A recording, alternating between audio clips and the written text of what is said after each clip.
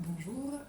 je suis Sarah Dubout, déléguée générale du LIFTI, le laboratoire d'initiatives foncières et territoriales innovantes, et j'ai eu l'honneur de coordonner le numéro sur la préservation des sols des Annales des Mines dans la série Responsabilité et environnement, aux côtés de Anne-Cécile Sigwald, directrice exécutive adjointe de l'ADEME. Ce numéro et cette thématique étaient absolument primordiales pour nous au LIFTI, puisqu'il s'agit d'un sujet absolument incontournable,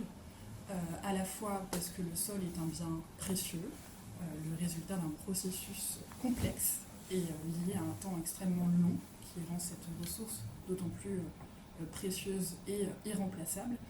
et puis parce que c'est un sujet sur lequel les connaissances scientifiques ont permis d'avancer et de mettre en lumière un certain nombre d'éléments que nous ne connaissions pas jusqu'à présent et qu'il s'agit aujourd'hui de protéger ou de préserver.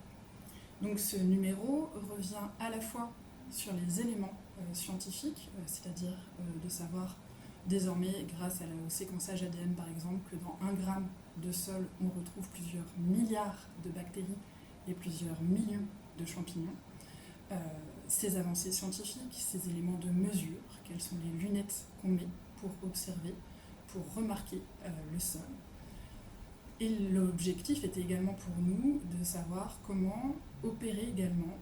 un des multiples ponts nécessaires entre la recherche et les acteurs, qu'il s'agisse d'acteurs publics, d'acteurs privés, de politiques, de techniciens, de cadres d'entreprise, etc. Le sujet des sols, sur sa préservation, est donc repris par un certain nombre aujourd'hui d'actualités juridiques et législatives, qu'il s'agisse de la directive européenne des sols, parue en novembre dernier, qui souligne également un certain nombre d'enjeux et de non-soutenabilité de nos modèles actuels, notamment en matière de coûts, et puis sur le cadre juridique bien connu aujourd'hui de la loi climat et résilience et de ses suites, notamment à travers le zéro artificialisation nette. Ce qu'on a trouvé également intéressant dans ce numéro, c'est de souligner les différentes avancées, expérimentations territoriales, qu'elles soient portées par exemple par la région Bretagne, avec l'article de Laurence Fortin, ou par la région Grand Est, notamment avec l'expérimentation menée par Anne Blanchard et Juliette Ballast. Il semblait également important pour nous de souligner les éléments également présents à l'échelle européenne, avec notamment le cas de la Wallonie prévu par Joël Privot. Ces différentes dimensions avaient également des échos avec la manière dont on produit aujourd'hui,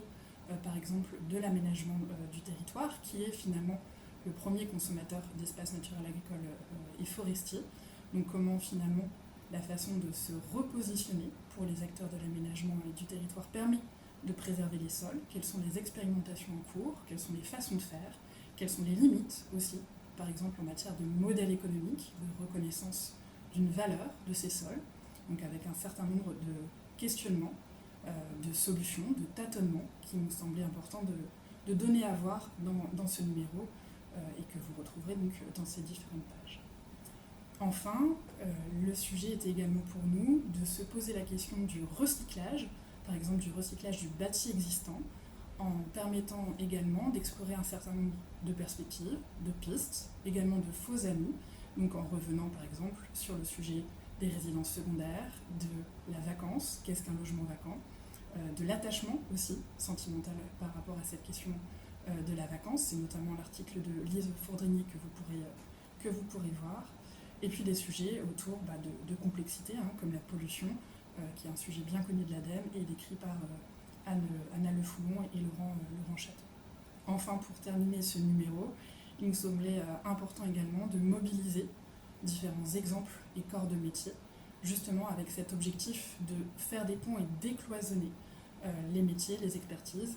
C'est vrai qu'en tant que docteur en géographie et aménagement, cette façon de décloisonner et de désiloter était au cœur de nos préoccupations et est également au cœur de l'ADN du LIFTI. Donc je tenais encore une fois à remercier tous les contributeurs de ce numéro que je n'ai pas pu citer là rapidement, mais que vous pourrez lire avec plus de précision, ainsi que l'ensemble des équipes des Annales des Mines, qu'il s'agisse des équipes de rédaction